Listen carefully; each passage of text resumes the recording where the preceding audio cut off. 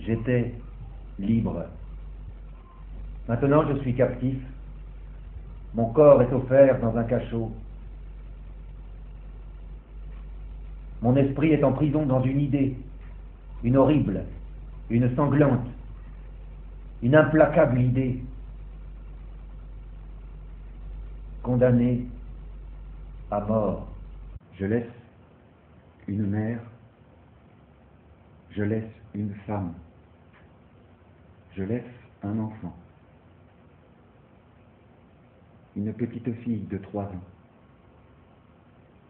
douce, rose, frêle, avec de grands yeux noirs et de longs cheveux châtains. Elle avait 2 ans et 1 mois quand je l'ai vue pour la dernière fois.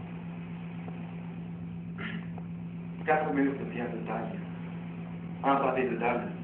À droite de la porte, une espèce d'enfoncement. On y jette une botte de paille où le prisonnier est censé reposer et dormir hiver comme été. Une porte où le fer cache le bois. À côté du nom de Papapoine, j'ai arraché une énorme toile d'araignée. Sous cette toile, il y avait 4 ou 5 noms parfaitement lisibles. Dantin, 1815, Poulain, 1818, Jean-Martin, 1821, Castin, 1823. Et auprès de cela, Papapoine, l'horrible fou qui tuait les enfants à coups de couteau sur la tête. Voilà quels ont été avant moi les pauvres de cette cellule. Tout à coup, ces noms fatals étaient écrits avec du feu sur le mur noir. Mon cachot était plein d'hommes, d'hommes étranges qui portaient leur tête dans leur main gauche et la portaient par la bouche lorsqu'ils n'avaient plus de chevelure. J'ai fermé les yeux avec horreur. Serais-je devenu fou? Ah! Les épouvantables spectres d'imagination de mon cerveau vide et convulsif! Chimère à la vague faite! Les morts sont morts! Ceux-là, surtout! Ils sont bien cassés dans le sépulcre! Ce n'est pas là une prison dont on s'évade! La porte du tombeau ne s'ouvre pas en dedans! Est-il bien vrai que cela se peut? Il faudra mourir demain. Aujourd'hui, peut-être. Que cela est ainsi. Le directeur de la prison lui-même vient me rendre visite. Il m'a demandé en quoi il pourrait m'être agréable ou utile à exprimer le désir que je n'eusse pas à me plaindre de lui ou de ses subordonnés, s'est informé avec intérêt de ma santé et de la façon dont j'avais passé la nuit. En me quittant, il m'a appelé Monsieur. Je suis calme maintenant. Tout est fini, bien fini.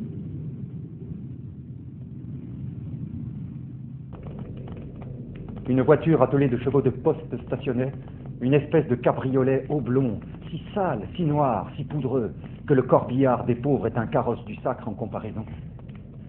Avant de m'ensevelir dans cette tombe à 2 roues, j'ai jeté un regard dans la cour, un de ces regards désespérés devant lesquels il semble que les murs devraient crouler. La cour était encombrée de spectateurs. Déjà, la foule. Me voici prosterné à la conciergerie. Je le sais à quoi je pensais. Et depuis combien de temps j'étais là, quand un brusque et violent éclat de rire à mon oreille m'a réveillé. J'ai levé les yeux. Je n'étais plus seul. C'était l'autre condamné. Le condamné du jour, celui qu'on attendait à Bicêtre. Mon héritier. Il s'est mis à rire plus haut encore. Ami, tu n'as pas l'air brave. Ne va pas faire le cintre devant la garlie. Vois-tu, il y a un mauvais moment à passer sur la placarde. Mais c'est ici qu'on fait. Je voudrais être là pour te montrer la culbute. Monsieur, j'ai envie de ne pas me pourvoir en cassation. Si l'on veut me faucher aujourd'hui avec toi, le même prêtre nous servira à tous deux. Ça m'est égal d'avoir tes rêves. Ah, dis, veux-tu, d'amitié?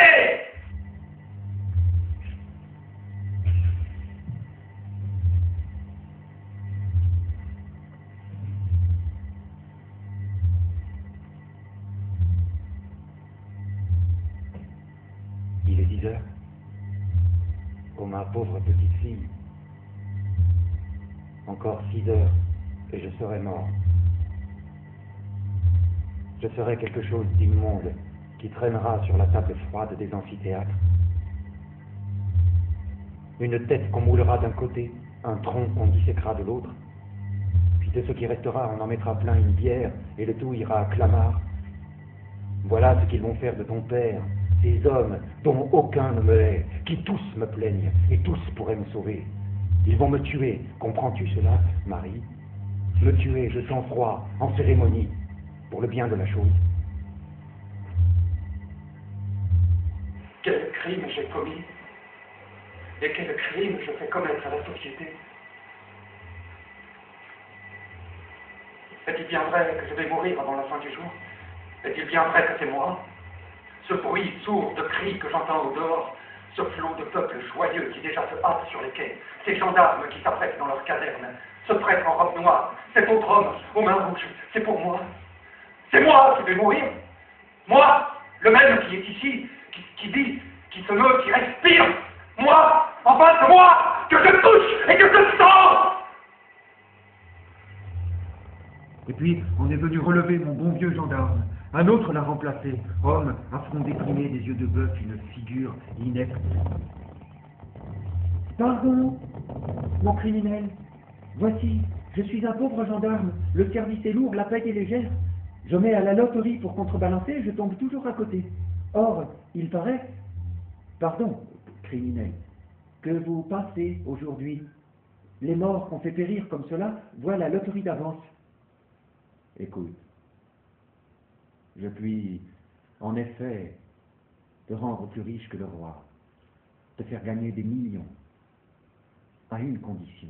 Laquelle? Laquelle? Tout pour vous plaire, mon criminel. Change d'habit avec moi. Il me semble qu'il y a un liquide qui flotte dans mon cerveau et qui fait battre la cervelle contre les parois du crâne. Les yeux me cuisent comme si j'étais dans la fumée.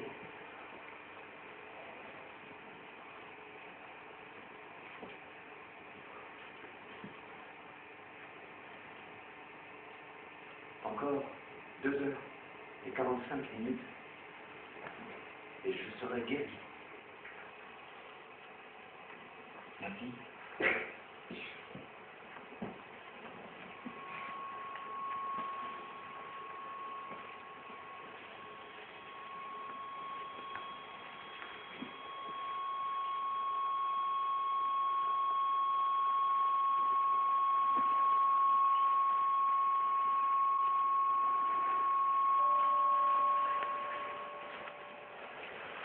On m'amène, ma fille. Je l'ai enlevée dans mes bras. Je l'ai assise sur mes genoux. J'ai baisé ses cheveux. Marie. Ma petite Marie. Elle me regardait d'un air étonné. Je la serrais violemment contre ma poitrine enflée de sanglots. Oh, vous me faites du mal, monsieur. Monsieur. Il y a bientôt 1 an qu'elle ne m'a vu.